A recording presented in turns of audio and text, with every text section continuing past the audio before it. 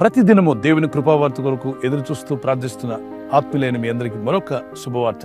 ప్రభు ఇచ్చిన వాగ్దానంలో 111వ కీర్తన 5వ వచనం, ఆయన యందు భయభక్తి గల వారికి ఆయన ఆహారం ఇచ్చి ఉన్నాడు.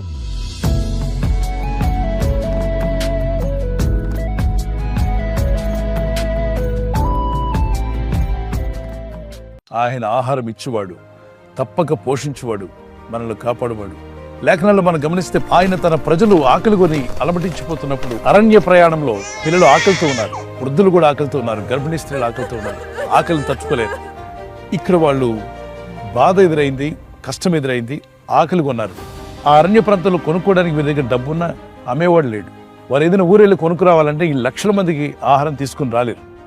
అప్పుడు మోషే భక్తులు ఆయనతో పాటు భక్తులందరూ కలిసి ఆకాశముందున దేవుని వైపు చేతులెత్తి, ఓ దేవా, మా దగ్గర ఆహారం లేదు, మేము తెచ్చుకున్న ఆహారం అంతా కూడా అయిపోయింది, మాకు కనికరించి మాకు ఆహారం దయచేయమని ప్రార్థన చేస్తుండగా వారి ప్రార్థన విన్న దేవుడు, భయపడవద్దు, ధైర్యంగా ఉండండి, రేపు మార్నింగ్ కల్లా మీ ఇంటి ముందు మీరున్న డేరాలకు ముందుకు ఆహారం పంపిస్తున్నా అన్నాడు. మోషే గాని భక్తులు కానీ ఆశ్చర్యపోయి ఉంటారు. ఇన్ని లక్షల మందికి ఆహారం మేమున్న గుడారాల ఎదుకు ఎలా వస్తుంది, ఎలా పంపగలడు దేవుడు? ఏదైనా దేశస్తులను ప్రేరేపిస్తాడా? వాడు పరిగెత్తుకుని వచ్చి ఎడ్ల బండ్ల మీద, గుర్ర బండ్ల మీద మాకు ఆహారం ఇస్తారా? బ్రెడ్ తీసుకొస్తారా? ఆహారం తెస్తారా? ఎలా తీసుకొచ్చి మమ్మల్ని పోషిస్తాడు దేవుడు? మనం అనుకుంటాం ఇలా దేవుడు చేస్తాడేమో, అలా చేస్తాడేమో. మనం అనుకున్న మార్గంలో ఆయన సహాయం రాదు. ఆయనకి కొత్త మార్గాలు ఎన్నో తెలుసు. మనకు లేని అనేక ఐడియాలు ఆయన దగ్గర ఉన్నాయి. మనం ఆయనకి ఐడియా ఇవ్వనక్కర్లా, నమ్మిక మాత్రం ఉంచమన్నాడు. మోషే ప్రకటించాడు, ఇశ్రాయేలులారా, దేవుని ప్రజలారా, మీరు ఆకలి తలమటించిపోతున్నారు కదూ, మనం చేసిన ప్రార్థనకు దేవుడు జవాబు ఇచ్చాడంటే, ఏం జవాబు ఇచ్చాడండి అని అడుగుతుండగా, రేపు మార్నింగ్ కల్లా మీ ఇంటి ముందుకు ఆహారం వస్తుంది అని. మీకు ఏదో కొదువుగా ఉంది అది రాబోతున్నాడు. ఎగ్జాక్ట్గా తెల్లవారేసరికి ఆకాశం నుండి మన్నా కురిసిందట.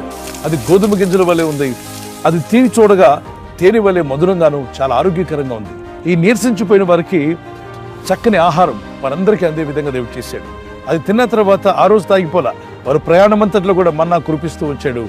ఆహారం లేనప్పుడు చక్కని ఆహారం పంపిన దేవుడు.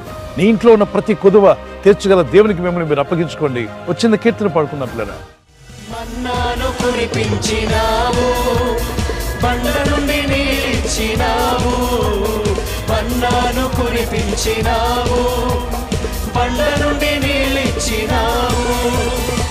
యెహోవా ఈరే చూచుకొనును, యెహోవా ఈరే చూచుకొనును, సర్వము సమకూర్చును.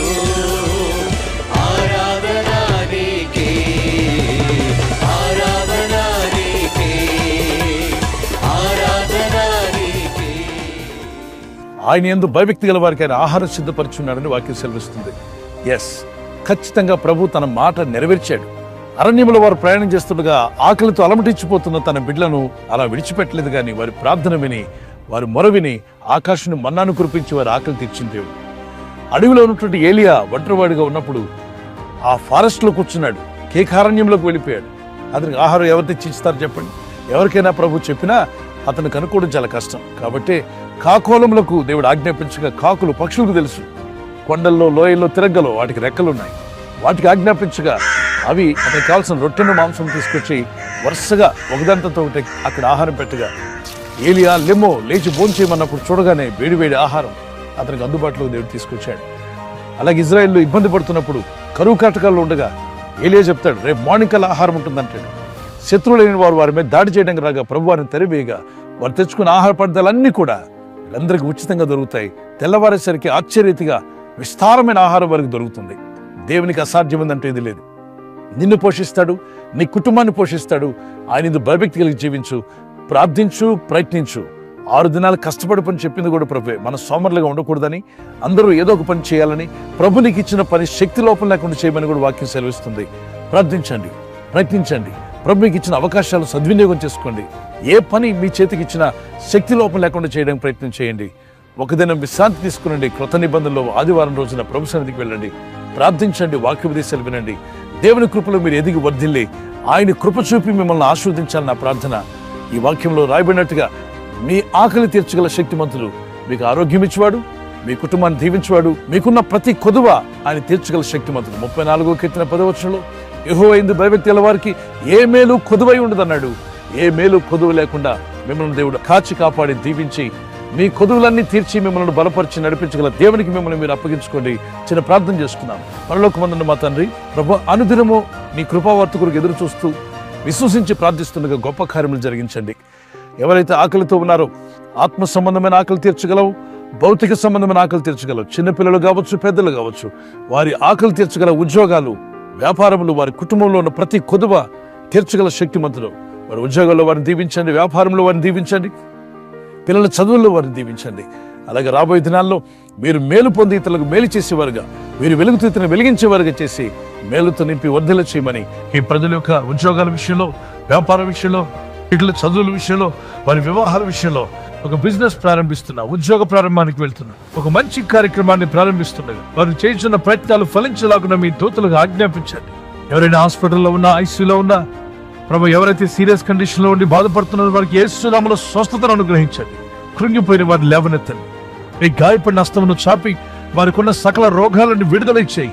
వారిని లేపి నడిపించిన ఆయన సాక్షులుగా నిలబెట్టుకోండి. ఈ ఉదయకాలం ప్రతి రోగి యేసు నామములో స్వస్థత నొందునుగాక.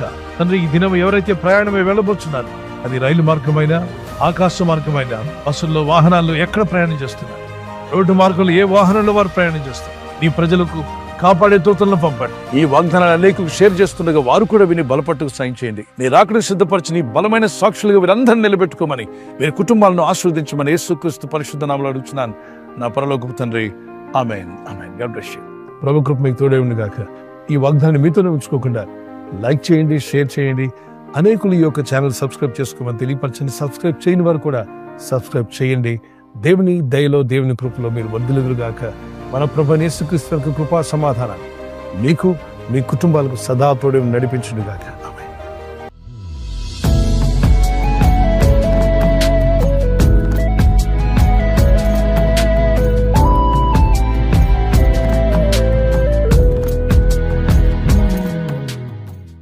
బర్త్డే జరుపుకునే వారికి happy birthday to you, many more of the day. ప్రభు కృప మీకు తోడే ఉండుగాక.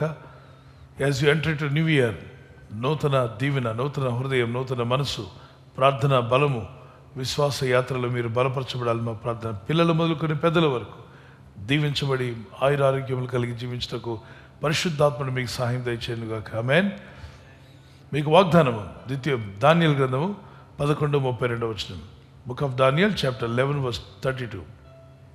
తమ దేవుణ్ణి ఎరిగిన వారు బలము కలిగి గొప్ప కార్యములు చేస్తారు. People that do know their God shall be strong and do exploits. తమ దేవుని ఎరిగిన వారు బలము కలిగి గొప్ప కార్యాలు చేస్తారు. ఈ వాగ్దానం మీ పట్ల నెరవేరునుగాక. దేవుని బాగా తెలుసుకోండి, గొప్ప కార్యాలు పొందుకోండి, దేవుని కొరకు జీవించండి, బలము కలిగి ఉండండి. యానివర్సరీ జరుపుకున్న వారికి happy wedding anniversary. May God bless you with this promise. Keerthana 37:22. Psalms 37:22. యెహోవా ఆశీర్వాదం నొందిన వారు భూమిని స్వతంత్రించుకుందరు. దేవుని ఆశీర్వాదం నొందిన వారు భూమిని స్వతంత్రించుకుంటారు. For those blessed by the Lord shall inherit the land. దేవుని చేత మీరు దీవించబడి, ఆశీర్వదించబడి మీరు భూమిని స్వతంత్రించుకుందరు. దేవుడు మీకు ఇంటిని, మీకు మీ కుటుంబానికి కావాల్సిన నివాసమును యేసు నామములో అనుగ్రహించును గాక. ఆమేన్. ప్రార్థిస్తుండగా ఈ ప్రార్థనలో మీరు జ్ఞాపకం చేసుకోండి. మీ కుటుంబాలు వర్ధిల్లాలని ప్రార్థన చేస్తున్నాం. దేవుని రాకడ ఆలస్యమైతే సిల్వర్ జూబ్లీ, అలాగే ప్లాటినం, మరి గోల్డెన్ జూబ్లీ కూడా జరుపుకునే కృపా దేవుడు మీకు, దంపతులని మీకు దయచేయునుగాక. ఐక్యత, ఏక మనసు, భార్య భర్తల మధ్యలో ప్రేమానురాగాలు, లవ్ అండ్ ఎఫెక్షన్ అది ఇంక్రీజ్ అవునుగాక. ఆమేన్ చెప్పండి. ఆమేన్. ఈ ఛానల్ మీరు సబ్స్క్రైబ్ చేసుకోవడం వలన 2 పనులు జరుగుతున్నాయి. ఒకటి, సువార్త జరుగుతున్నది, ఆత్మలు రక్షించబడుతున్నాయి. రెండవది, పేదలకు, అనాథలకు ఈ ఛానల్ ద్వారా సహకారం అందించడం జరుగుతుంది. మనం సబ్స్క్రైబ్ చేసుకోవడం వలన అందరికీ సహాయం చేసిన వారమవుతున్నాం. ఖచ్చితంగా ఈ యూట్యూబ్ ఛానల్ ను సబ్స్క్రైబ్ చేసుకొని బెల్ బటన్ ను క్లిక్ చేయండి. మీకు వెంటనే మెసేజెస్ పంపబడతాయి.